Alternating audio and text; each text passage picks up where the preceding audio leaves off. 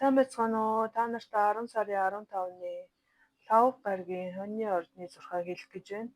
Хэрвээ таны нар сар мандалд орчин хоньны орд бол эсвэл хоньны ордны хэн нэгний өдөр нь ямар байхыг мэдхийг хүсэж байвал энэ зурхааг сонсож болно. За сар Арслангийн ордод байрласан байгаа. Маргааш Арслангийн ордны сар бод гариг хоньны ордыг хариуцдаг ангараг гаригтай 90 градусын өнцөг үүсэх тул өглөө үдээс өмнө гэж ойлгож болно. Бусаддаа тэрсэлдэх ямар нэгэн зүйл дээр хоорондоо таарахгүй байх гэх мэт харилцаанд асуудал гарах болно. Ийм учраас аль болох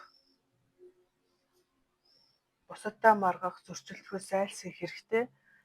Сэтгэлээ бариад тайван байхыг хичээх хэрэгтэй гэж зөвлөмөр байна.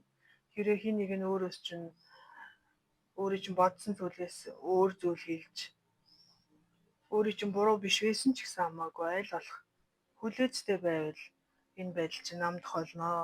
За харин хүлээцтэй байж чадахгүй байх юм бол маш том зөрчилдөөн үүсэх магадлал гарч ирнэ. За харин оройн цагаар нар сар 2 нэг шуманд байрлах болно. Үүний өөр нөлөөгөөр бүх зүйл тэнцвэрээ олж маш тийм тайван байдал, тайван энерги орж ирэх болно. За тэгээд маргааш ямар ч төвөгтэй нөхцөл байдалд орсон байсан ч гэсэн хоньнууд минь тэгээд инээмсэглэл, тайван, хүлээцтэй хандаарай. За би маргааш өглөө, өдөр, орой гэж 3 өдөр гаргая. За 3-аас илүү гараад ирлээ. За ямар ч байсан энэ өдрийн нөгөө талд нь юу гарсан бэ гэхээр бүх зүйлийг маш тийм урсгалаар нь байлгах хэрэгтэй гэдэг зүйлийг гарч ирж байна.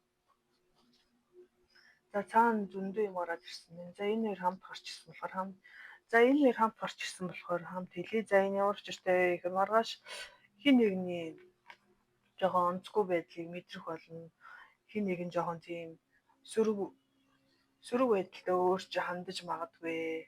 Гэсэн ч гэсэн өөрөө тэр хүнээсээ илүү агуу гэж өөртөө итгүүлж, сануулж аль болох тайван байхыг хичээх хэрэгтэй. За тэгээд маргааш түрүүний миний хэлснээр бүх зүйл маш тийм хүлээцтэй хандах хэрэгтэй гэж гарсан. За тэрнтэй холбоотой яг сэтгэлийг чинь тэгэж өдөөх, хин нэг нь үг яриагаараа өдөөх гэх мэт зүйлүүдийг аль болох тоохгүй энэ яг бүхийгээд харж байгаа энэ эмгтэн шиг хэцүү асуудлыг ингэж өнгөрөөгөөрөө. За тэрний дараа нь сэтгэл санааны тайван байдал орж ирэх болно.